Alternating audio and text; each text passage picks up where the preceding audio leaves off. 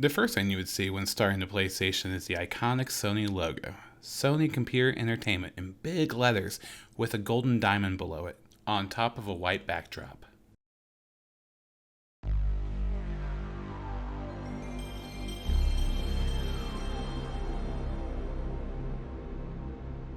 Following would be the PlayStation 1 logo. A giant red P standing up with an S attached to the bottom of it that kinda curled behind it. The S was yellow, turquoise, and blue. After reading published by Square Electronic Arts LLC, you would see lightning arcing horizontally, revealing a Squaresoft logo that comes into view. Suddenly, a small ball of light flashes above the Squaresoft logo as it disappears. The sparks from the globe fall down, turning red. The name Xenogears appears behind a red X on a black background.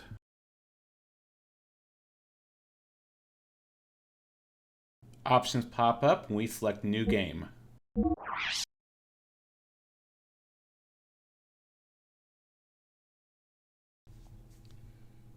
I am Alpha and Omega, the beginning and the end, the first and the last. The phrase appears on the screen. A large ship approaches the screen, what can only be described as a generation ship. This massive, long vessel screams through outer space.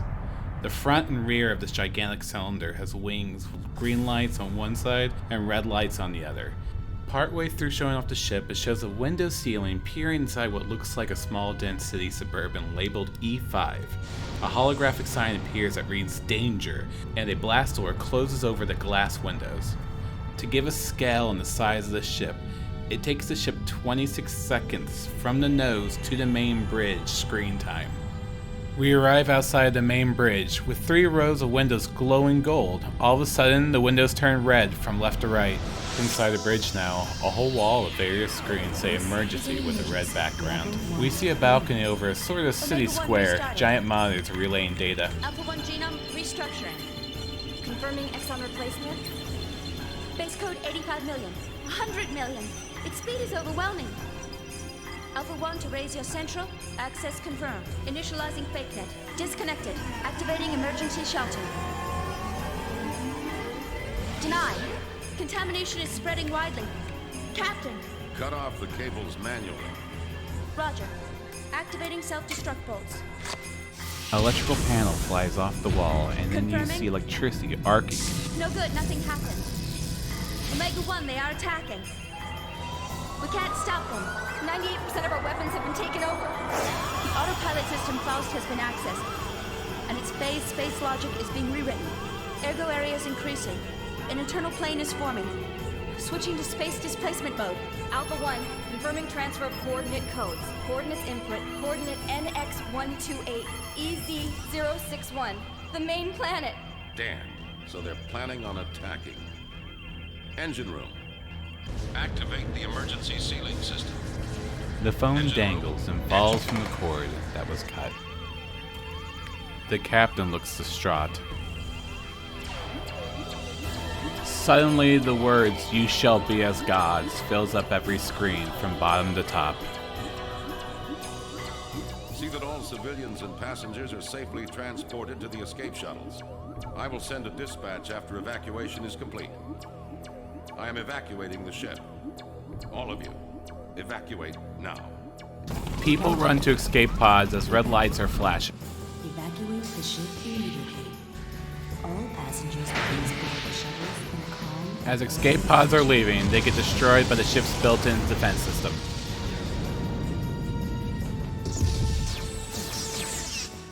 At this point, explosions are seen around the ship. The captain sits there with his mouth hung open. Giant tentacle-like structures emerge from the ship, destroying it while engulfing it in lightning. A defeated captain sits down in his chair and pulls out a golden locket. Inside a picture of 2 red-headed women, a mother and a child. The captain places the locket on a control panel and starts to press some buttons. A console pops up. He presses some buttons on the console and lays back. The camera focuses on the locket.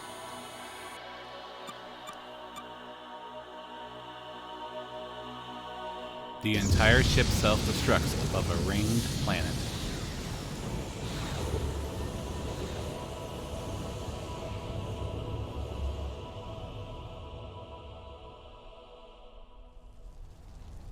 We now see what appears to be the remains of the ship crashed on the planet.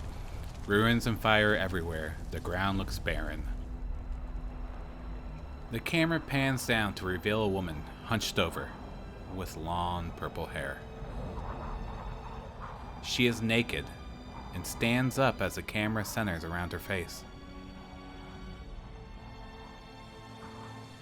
We zoom into the mysterious woman's eyes to show reflections of pieces of the destroyed ship falling into the ocean.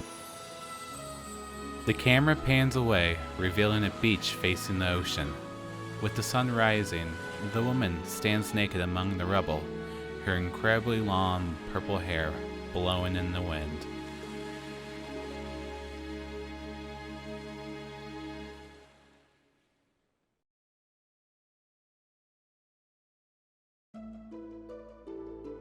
Text appears on the screen. It says the following. The continent of Ignis, in the northern hemisphere of the world. On this, the largest continent, a war has been raging between two countries for hundreds of years.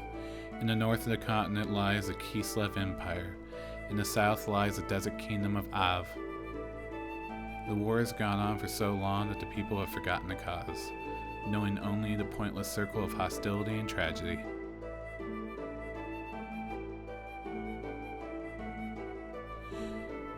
The Chronic Warp session was soon to encounter devastating change. This was due to the Ethos, an institution that preserved the world's culture, repairing tools and weapons excavated from the ruins of an ancient civilization. At once, both countries excavated these ruins and had the Ethos repair the discoveries in order to increase their military power. The various weapons excavated from the ruins greatly changed the form of warfare. The outcome of the battle between two countries was no longer decided by man-to-man combat, but by gears, giant humanoid fighting machines that were obtained from deep within the ruins.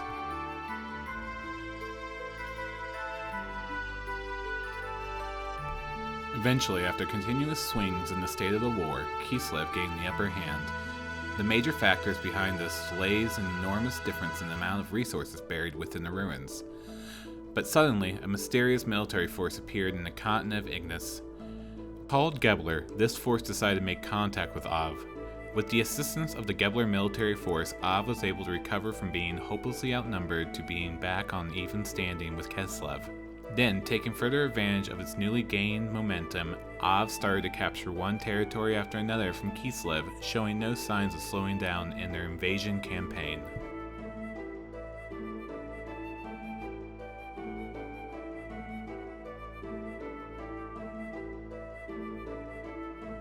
The remote village of Lahan, in the outskirts of Av, near the border of Kislev, this is where it all begins. It's a dark night scene. We see a bird's eye view of Lahan, a small village located in the middle of nowhere. It's surrounded by a thick forest on three sides. The darkness is contrasted with yellow lights from windows in the home. Suddenly, projectiles fire at Lahan and we see explosions. Lahan is on fire. The screen zooms in. We see people running for their lives as explosions are destroying the town. Fire is everywhere. We get a glimpse of a giant gear with something resembling wings, holding a rifle. As we see people running for their lives, the camera pans from right to left, revealing another giant gear in what appears to be a fighting position, blue with red highlights and yellow eyes. Damn you! The screen flashes orange and red hues. Suddenly, the image shatters.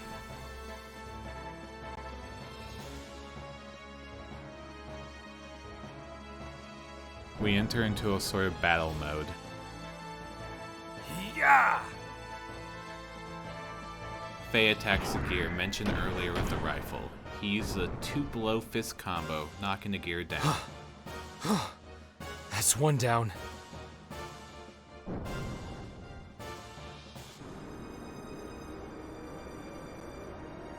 The gear stands back up as if nothing happened. What on earth are you? No matter how often I knock you down, you still get up. Citan appears. Faye! Stop! You must not fight here! A second gear, identical to the first, shoots at Faye while he's in his gear. Gah! Boy, are you persistent. Faye lunges towards the unknown gear, delivering a spin kick followed by a chest blow. The gear falls down. Damn it. How come? Why did it have to come to this? Camera pans to focus on the fire and smoke in the background. The screen zooms in on the background and transitions.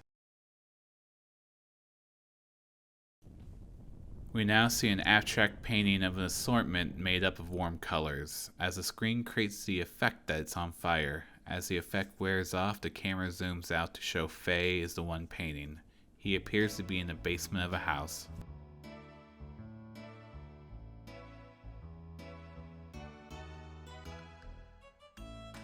Phew. That about does it.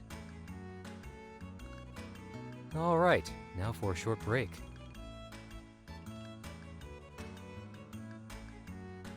We walk away and rotate the camera to reveal other paintings that Faye has made.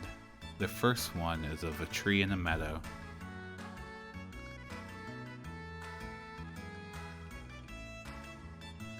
The second painting is the one he just finished, just chaotic brushstrokes of random warm colors, making no particular image. The third painting is of a mountain and trees with a walkway through it. The last painting appears to be a V out of a giant stone mountain, with the center of the V enveloped in sunlight. We leave the room with the art and enter a smaller room. We stumble upon 2 aquasols inside some barrels. They are added to our inventory. Aquasols restore 50 health to 1 ally. We exit the room and enter another room. It appears to be a living quarters with 2 beds. There is a maid cleaning the room. Hello, Faye. You're looking well today. My, how time flies. Why, it has already been 3 years since you came to our village. When I first saw you all bottom, bloody and soaken, to tell you the truth, I did not think you'll make it. And that strange masked man who carried you here that day, do you think maybe he was your real father? Don't you remember anything?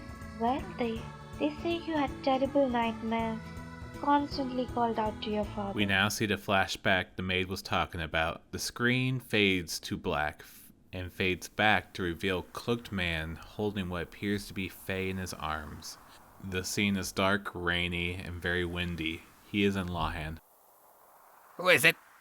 The door opens to reveal Chief Lee. What? Who are you? What?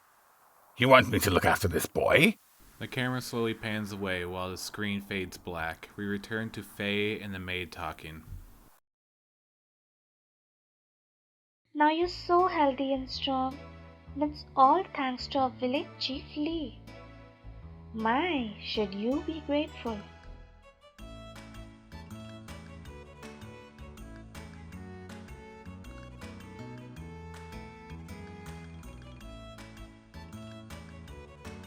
We make sure there aren't any more goodies to collect in the basement and we head upstairs. As we head upstairs, we see a group of 4 people talking to our right. We approach Timothy. Yo, hey there, Faye. Sorry for us all using your house like this. But we have to talk about the big day tomorrow with the village chief. Yeah, tomorrow, huh? Your wedding with Alyce. Now that is a big day. Yeah, right. But it still hasn't hit me as a reality, though. Hey, Timothy? I just want to thank both you and Alyce. 3 years ago, I woke up in this village without a trace of my memory.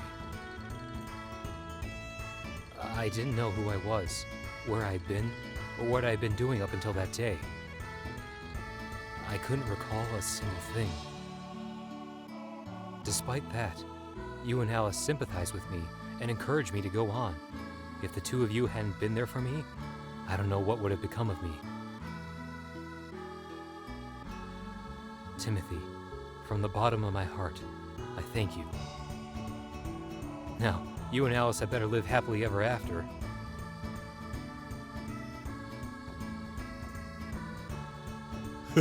Quit, will ya? You don't have to go and get all mushy with me. Anyways, to me it feels like I've always been friends with you ever since we were kids.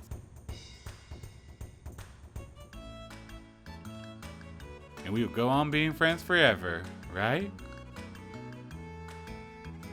Of course. Oh yeah, Faye, could you stop by and check on Alyce?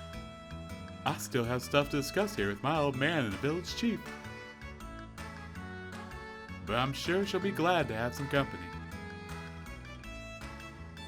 Yeah, sure. I'll do that. Anyway, I'll see you later. Oh, and I'm really looking forward to the ceremony tomorrow. We walk over to Chief Lee. Oh, it's you, Faye. We're in the middle of discussing Timothy and Alyce's wedding arrangements. Hey, why don't you bring a girlfriend or two home once in a while? Just because you live with an old man like me doesn't mean you have to hold back now, here. When I was as young as you are, it seemed like every day I would... Oh, never mind. Now, we still have important things to discuss, so don't get in the way now. As we begin to walk out of the door, we run into Dan. So there you are! Faye, I have to talk to you about something! Why, hello there, Dan.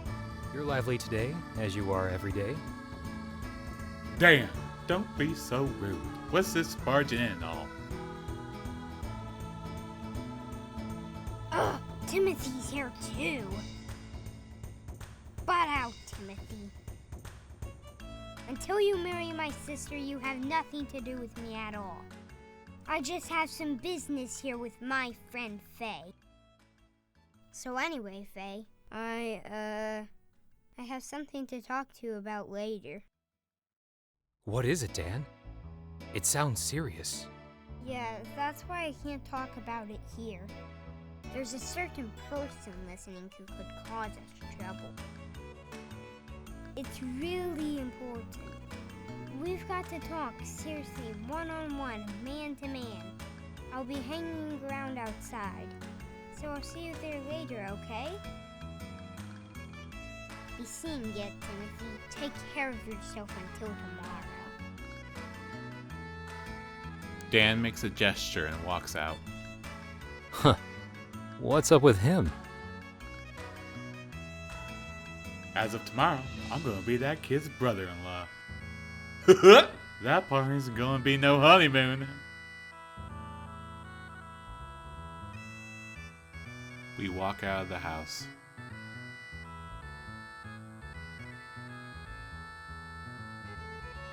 At this point, to save on time, let's just go over what there is to do in town.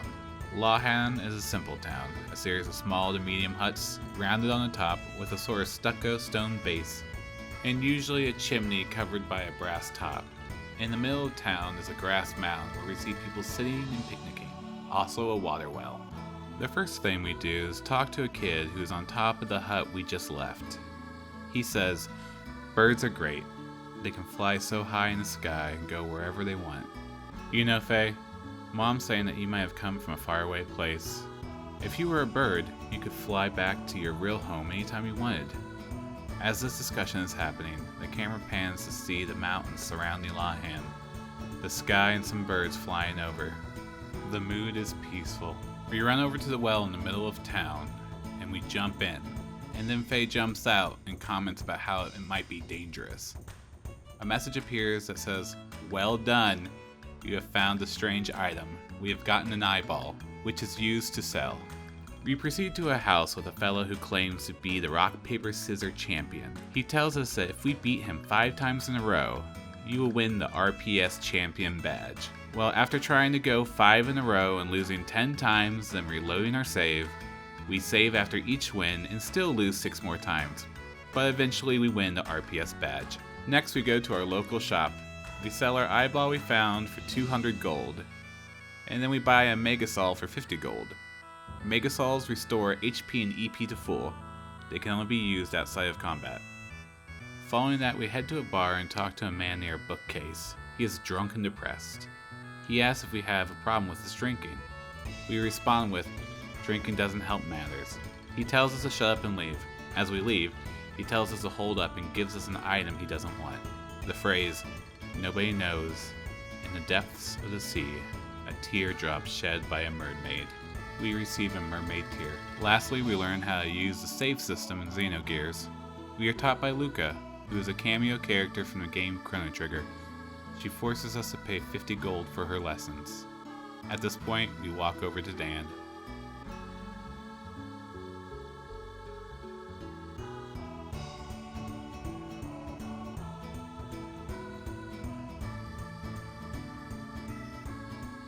Oh, good, Faye! You're ready to talk? As you know, tomorrow's finally the day of my sister's wedding. So what I want to talk to you about is exactly that. Alyce's marriage. Faye, to be perfectly honest with you, I've always wished you could have been my brother. It's still not too late.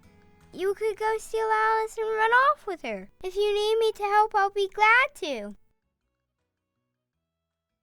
It may sound odd for me to say this, but my sister's beautiful and a good cook. And this is just between you and me, but she's well endowed too. So come on, go for it!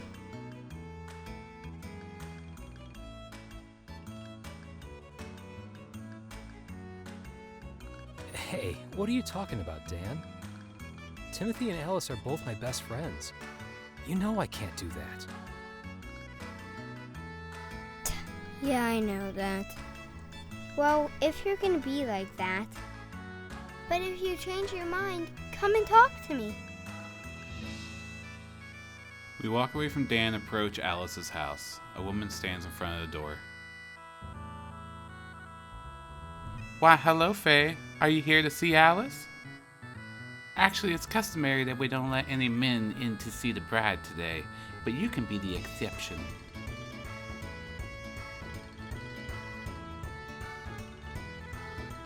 We walk in and head to Alyce's aunt on our right. Why, hello, Faye. Have you come to visit our Alyce? She's upstairs right now. But doesn't time fly? It's already been 10 years since my brother and his wife passed away. We did our best to raise the two children in their place. But now, as far as Alyce is concerned, I can finally say my job is done. I know Timothy will take good care of her from now on. And all that leaves is Dan. I'm going to have a hard time raising him in adulthood.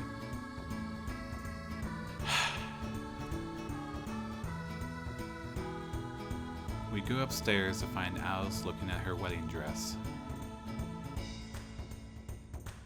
Hello, Alyce. Is that your wedding dress? Oh. Faye, you startled me. Yes, it is. I just finished it. It took more work than I expected.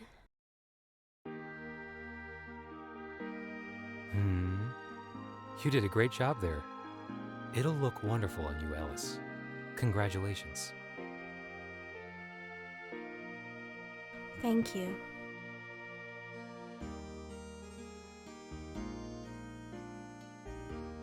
Hey, Alyce. Faye? What is it?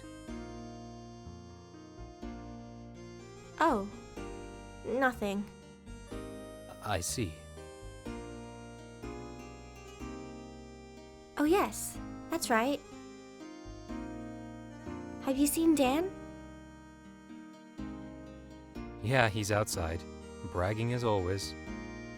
Oh, that kid. I just told him I had an errand for him to run. Oh yeah? What kind of errand? It's for my wedding tomorrow. I was hoping he could go and borrow a camera and some lights from Dr. Uzuki up on the mountain peak.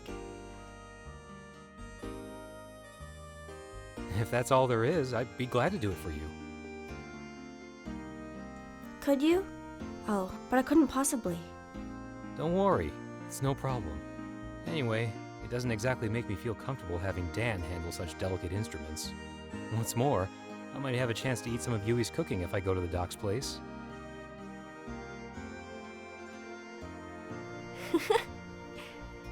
That's my Faye. Well, I'll go up there now and get them for you. Faye, wait. Huh? Is there something else you want me to get from Citan? No. It's not that. Faye, have you ever thought about things this way? If you had only been born in this village, and we had only known each other earlier on.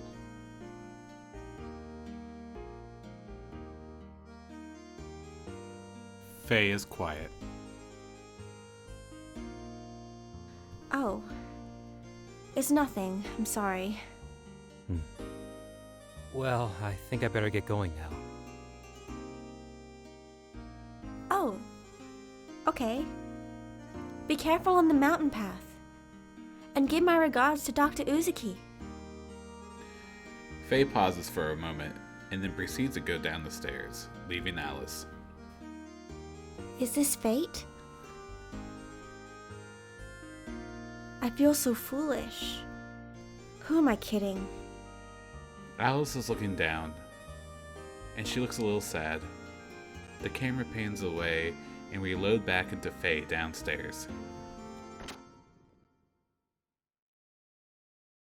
We walk out of Alyce's house, and we leave town. We are on the world map. We open up our menu and select File.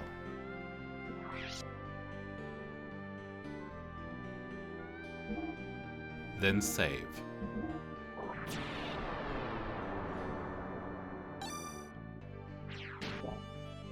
We proceed to walk to some trees next to the mountain.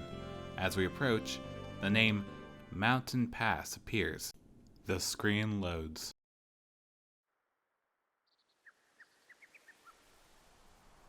As we enter, we go straight, followed by left. The screen shatters, and we are in our first random battle. We see two cliffs facing each other with a canyon in the middle. Faye and a blue wolf with two tails are on one side, and two creatures called hobgobs are on the other side. They look like flesh-colored brown sacks with eyes. They have a soft white spiked flail as hair and dark roots as feet. Let's go over the battle system. On the top center of the screen is our character's portrait. Right of it is our current HP and our max HP, and a time bar below that.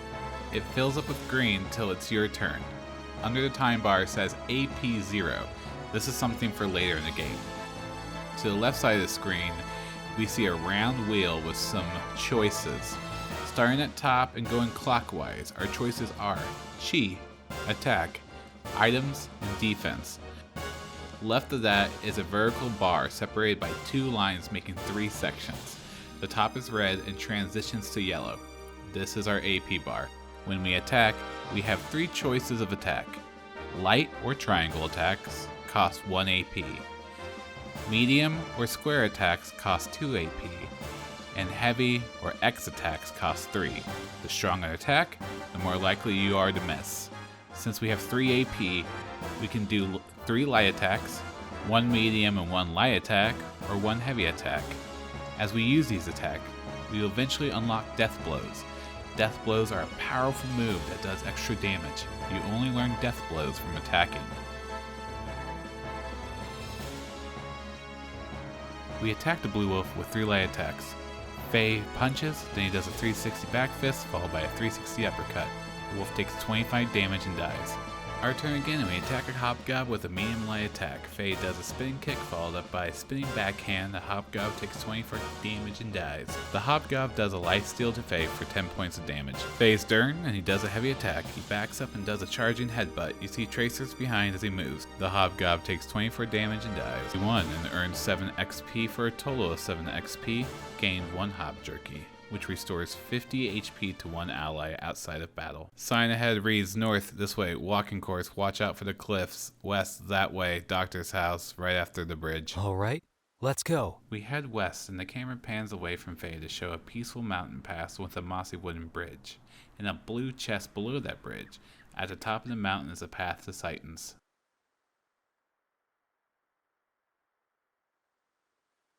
We run up the hill to our right and we pass a kid. We jump across the ledge, head to our right towards the bridge. we enter battle. We fight 3 hobgobs and 1 blue wolf. Faye's turn. He does a medium light attack for 25 points of damage. The hob dies. The jackal jumps across and takes the hob's place. Faye heavy attacks the jackal for 30 points of damage. The jackal dies. Both hobgobs attack Faye, totaling 2 damage. Faye is at 38 out of 50 health. Faye follows up with 3 light attacks, doing 25 damage. A hobgob dies. Faye does a medium light attack for 17 damage. The hobgob dies. We earn 9 EXP, totaling 16. We are level 2. We gain plus 6 to our HP, totaling 56, plus 1 to our EP, totaling 11, and plus 1 to our attack, totaling 16. Gain 1 hob jerky.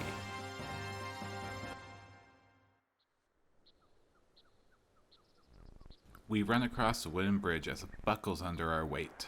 We grab the chest below the bridge, receiving 1 aquasol. We enter battle. 1 jackal and 2 hobgobs, each on opposite sides of the ledge. Faye does a heavy attack for 36 damage.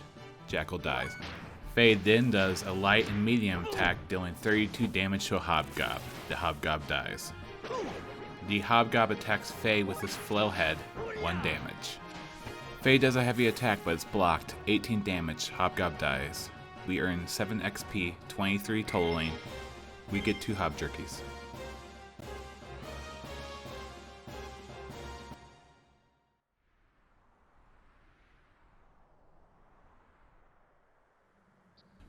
We walk up to a sign that says, "This way to Dr. Citan Yuzuki's house." We run up the path that leads to Citan's house.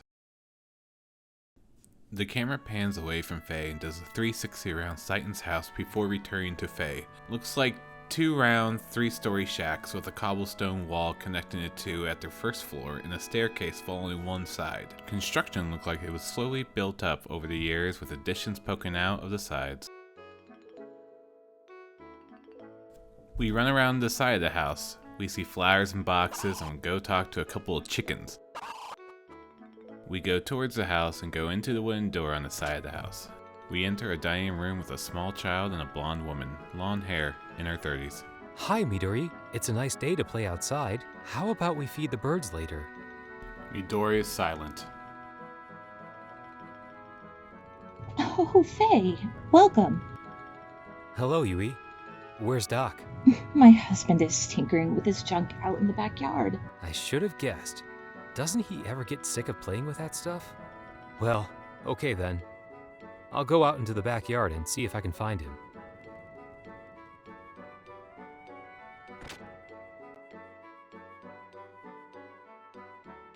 We leave the room. We proceed to go upstairs and check the 2nd floor.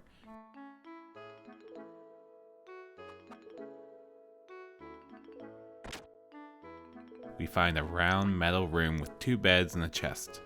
The beds have a knitted blanket on top of them. The chest does not open, and we leave. We check out the 3rd floor. It appears to be a study, metal room with some bookcases and dressers. Also a couple kanji letters written on the walls. We see a ladder near the middle of the room and go up it. We find ourselves on the roof, small enough for 1 person. Sticking out is a telescope. You can see that the house is surrounded by mountains off in the distance. We jump down to the 1st floor.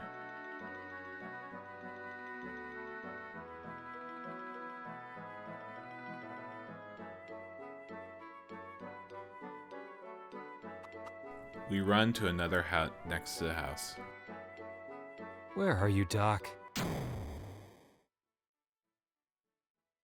What's going on?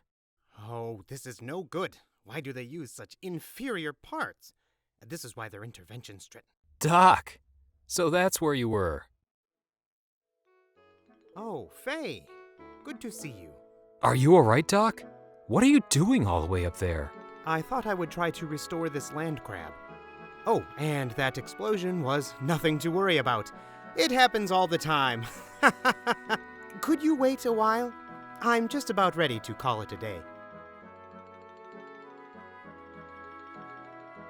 Oh, yes. There is something interesting in the storeroom. Why not have a look?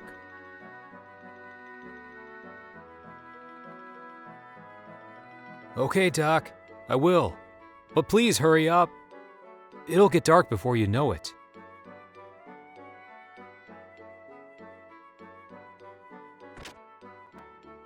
We walk inside. We see a room with a metal barrel to the right. Some machinery is in the back and a golden box, taller than Faye, in the middle.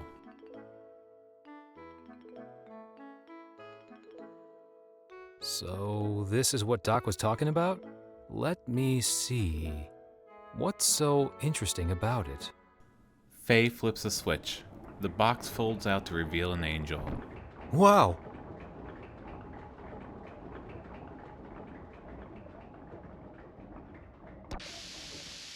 The area is surrounded by steam. What is this? The angel rotates. The screen gains a golden tinge and you see particle effects flowing across the screen.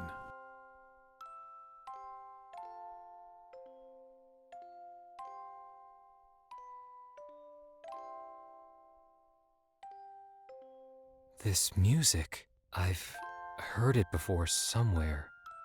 What do you think? Not bad, huh? Doc. Citan walks in. Hello again, Faye. Sorry to have kept you waiting.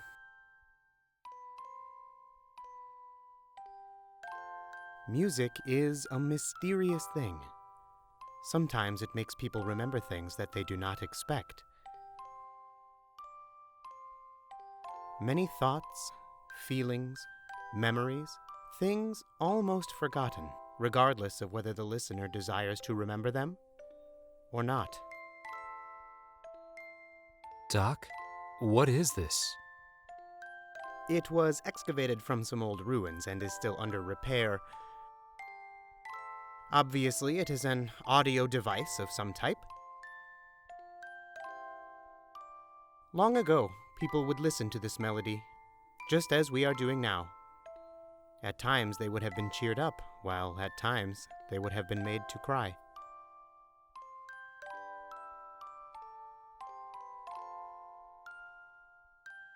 And by the way, what brings you here today?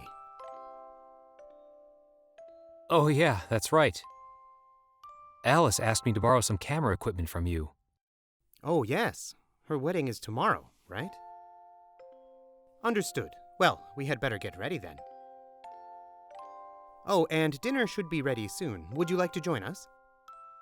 Would I ever? I was hoping you would ask. I still have some cleaning up to do out here. Would you mind giving Midori some company in the house? Okay, take your time, Doc. I'll go ahead and eat when dinner is ready. Go right ahead. But I will not be responsible if you get a stomachache from my wife Yui's cooking.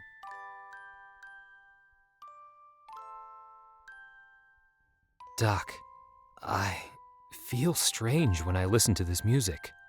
I feel something warm inside. That just may be because you have someone living inside you. And he too must have liked this music a long time before he became a part of you.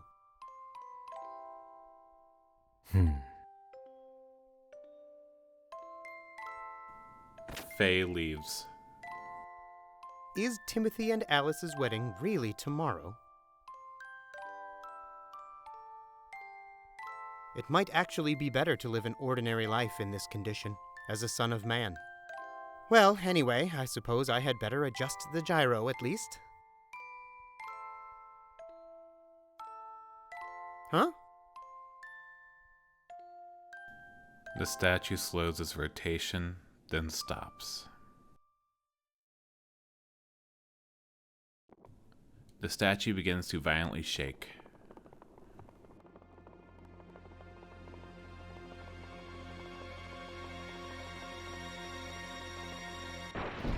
Then breaks into many pieces. This cannot be. Is this an omen? Now, what is going to happen?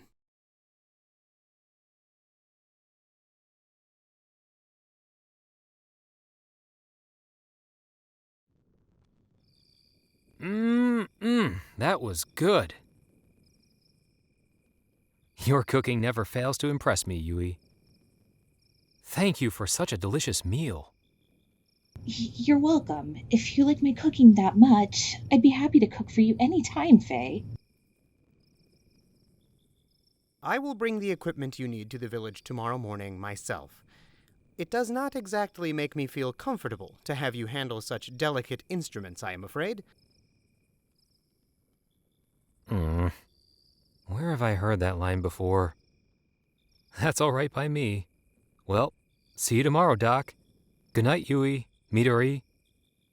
Good night. We're looking forward to tomorrow's wedding.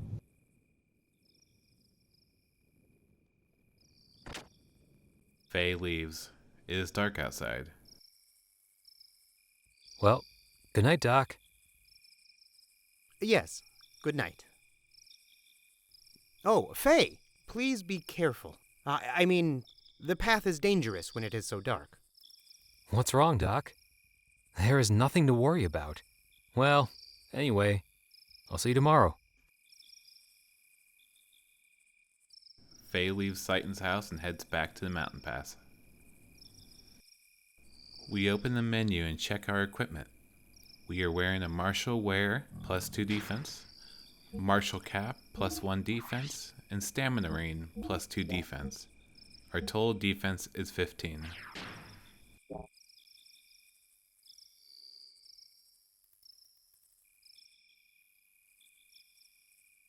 As we cross the bridge, Faye hears a sound. What's that? The camera moves to show Faye looking into the sky.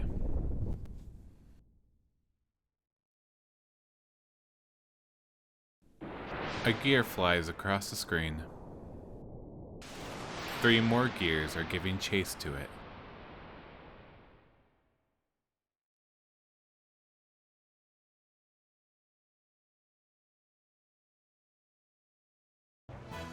Giants? Faye!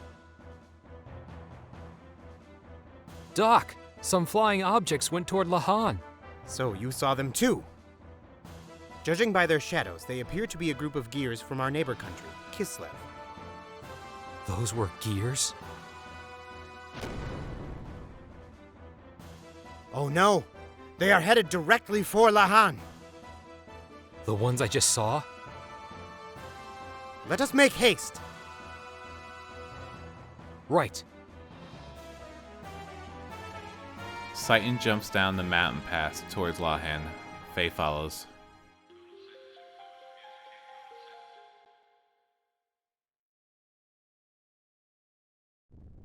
The entire town is on fire. No! Lahan's! The camera pans around to show the town in chaos. The screen keeps flashing and you see heat waves distorting the image. 2 gears land in town. Alyce? Timothy! Dr. Uzuki? Faye? Doctor! They just came out of nowhere and landed right in our village. I know. What on earth are they doing starting a battle here? Are you all okay? Yes, but it's Dan. We can't find him. I'm gonna look one more time. Alyce, go ahead and get out of the village. No, Timothy, wait! You, Alyce, and the villagers should evacuate to a safer location. Doc, you know I just can't leave Dan behind. Timothy. I understand how you feel, but leave the rest up to Faye and I. The primary thing you should be concerned with is your own safety. Timothy, your responsibility is to protect Alyce. But It's just as the doc says. The 2 of you should get out of the village now. Don't worry about Dan. Knowing him, he has already evacuated and is waiting for you. I guess you're right. Okay, Alyce, let's let Dr. Yuzuki and Faye handle it from here. Yes, okay. Thank you, Doctor, but Faye, please look out for Dan. Yeah, don't worry. If he still happens to be in the village, I'll be sure to save him. Now, both of you, hurry! I will go check inside the houses to see if there is anyone left behind. Faye, please go around the village and guide the stragglers to a safe location. All right. But Doc, you be careful, okay? You too, Faye. A gear with a skull-like mask is shooting an assault rifle into the village. Faye is looking into the camera. Then the camera pans across to show the same blue gear we saw in the beginning. It is in a fighting position. The camera switches to behind the right shoulder of the gear and then zooms into Faye off in the distance. The gear attempts to shoot at Faye, but he jumps out of the way and dodges the gunfire. Whoa! The blue gear lands in front of Faye.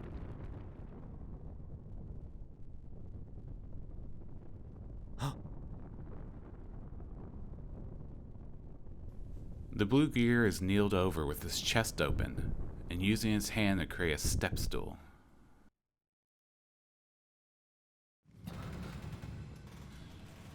FMV, a young child with hair over his eyes, sits in the cockpit of the blue gear. Faye blinks. A cross necklace with a red gem swings to one side. Faye looks up to find the pilot dead. The necklace swings.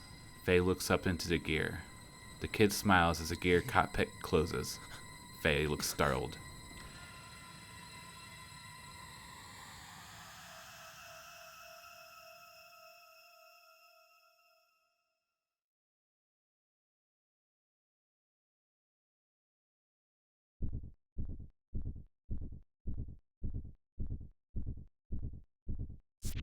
Faye jumps into the gear cockpit. Faye! Faye, stop! Faye does not respond and leaps into the cockpit.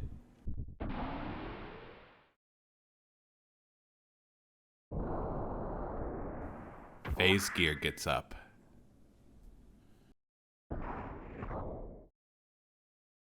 You must not fight here! Faye! Faye's gear runs up to the other gears attacking the village. Text appears on the top middle of the screen. It goes as followed. Linguistics modifier enabled. Identified. Lamb. Ignis dialect. No pilot experience. Easy mode set. Synchronizing. Input interface with pilot's normal reflex time. Warning to pilot. Combat mode. About to enter combat mode. 1200 units of fuel left. Utilize command ring in upper left of screen to select attack.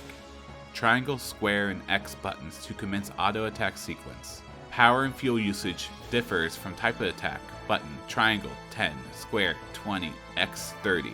Charge restores 30 units of fuel. Warning, enemy gears are now preparing to attack. Terminating help mode. Faye does a heavy attack, misses. Musha MK100, gears that attack Lawhan, shoot at Faye. One doing 22 points of damage, the other misses. Faye does a medium attack for 68 points of damage. We're at 1150 fuel out of 1200. Musha MK100 both fire their rifles, first for 45, second for 31 damage. Faye does a medium attack, 70 damage. Both Musa MK100s attack, one for 24, the other misses. We're at 1678 health. Faye does a heavy attack, a spin kick followed by a punch for 62 damage. Gear blows up and dies, 1100 fuel. Musha attacks, 24 damage. We're at 1654 health. Faye does a medium attack, 66 damage, 1080 fuel. Musha attacks for 24, 1630 health. Faye does a heavy attack, misses. Musa attacks, 48 damage. Faye does a heavy attack, 135 damage. Musa dies. We gain 180 XP totaling 203. Faye levels up. HP plus 18 totaling 74 HP. EP plus 1 totaling 12. HP percentage plus 1 totaling 11. Defense plus 1 totaling 14. Ether plus 2 totaling 9. Ether defense plus 1 totaling 9. Gained 100 gold totaling 572 gold.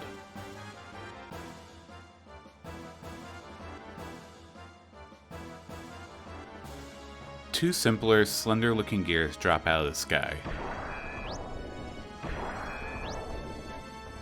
Reinforcements, huh?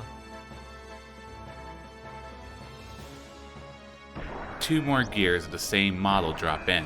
On my right too? Damn it, how many of them are there?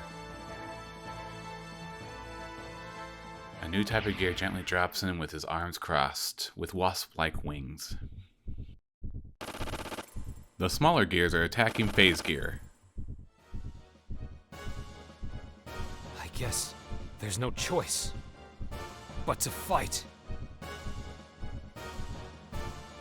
Phase gear runs into battle. Screen fades into white.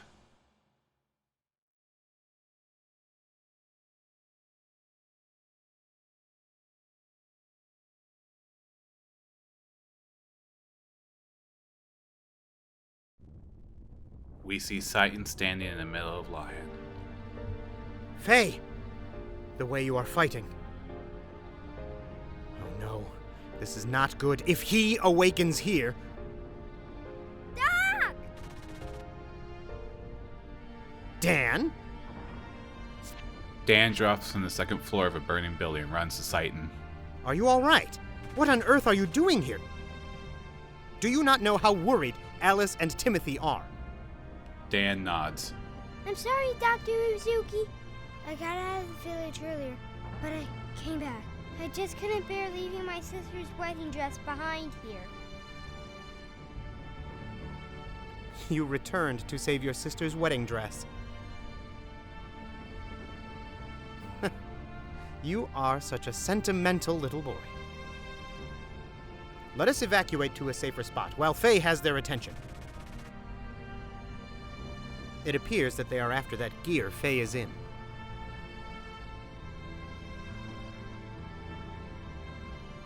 Faye's inside that monster?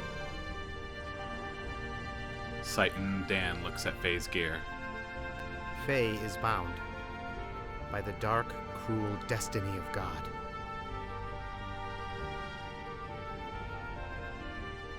Faye.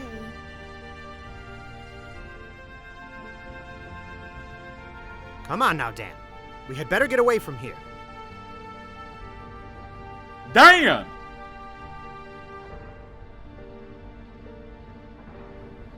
I just knew you were still in the village. Boy, I'm glad you're okay. Huh? One of the gears attacking Faye lands next to Timothy. The camera focuses on his featureless face. Oh no! Timothy! Oh! Wait! Don't shoot! Stop it! These people have nothing to do with you!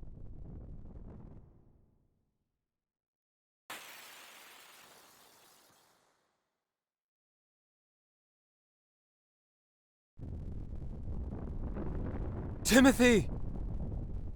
Faye is surrounded by two gears. Out of the way, you bastards!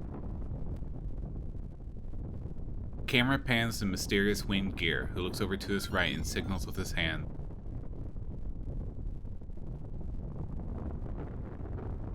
Camera pans away to one of the smaller gears and he fires his rifle.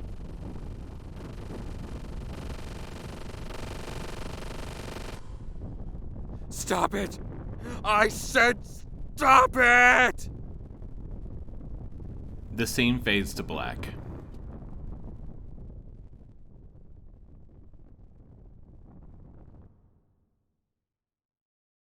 FMV. Timothy gets shot in the back. Pendant swings. Faye grabs his head in pain. Pendant swings. Young Faye covered in blood. Pendant swings. Same young Faye with hair in front of his face. Pendant swings, then falls. Faye gets up, hair covering his eyes and face, smiles. Red rays burst from Faye's gear, which destroys the smaller gears. A house gets destroyed. 3 people disintegrate. Alyce looks at her hands, then disintegrates. Citan grabs Dan. A flash of red, then what could only be described as a nuclear explosion engulfs the town.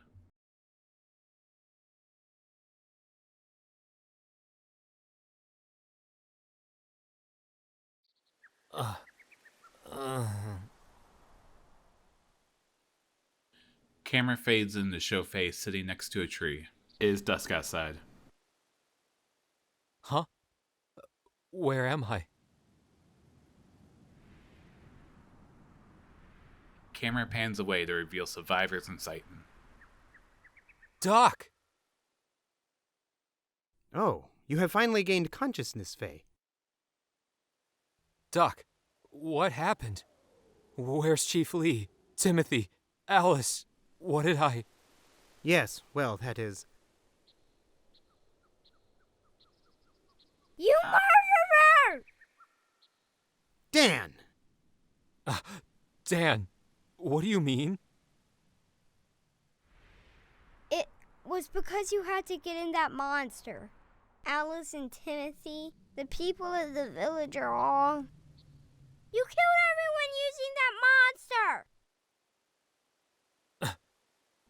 Faye turns around to look at his gear, standing there motionless. Why did you have to fight in the middle of the village? How do you even know how to operate such a monster? Villagers speak. Mother, where's Mother? See? I told you so. I said allowing someone we knew nothing about into our village would spell disaster. Ow. Hurts. It hurts. Dan. When Faye turns around and steps towards the villagers are obviously distressed. Kids crying and people yelling, yikes. Murderer! My sister! Give me back my sister! Dan, there is nothing to be gained from putting the blame all on Faye alone.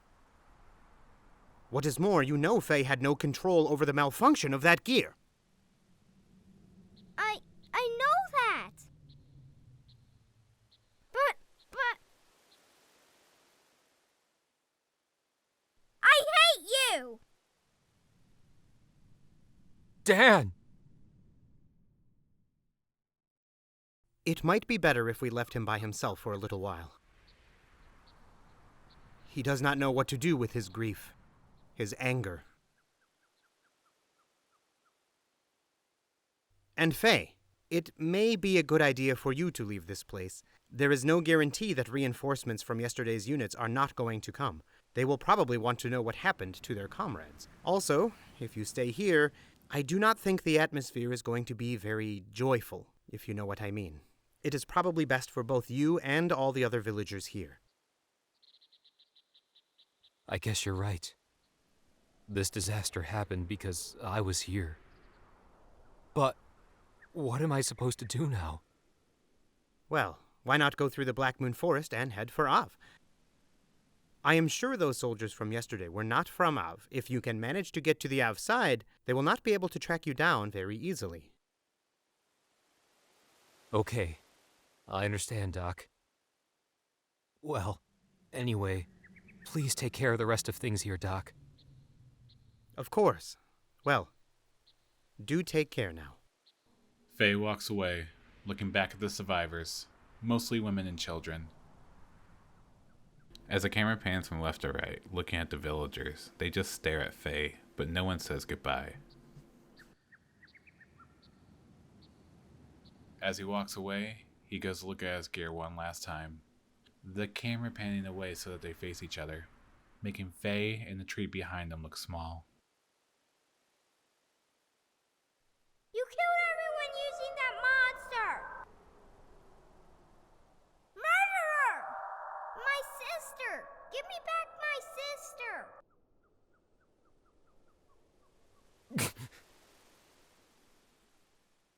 Faye jumps down the ledge he was standing on and walks away. The camera pans behind Faye's gear's head, looking down on Faye as he walks away.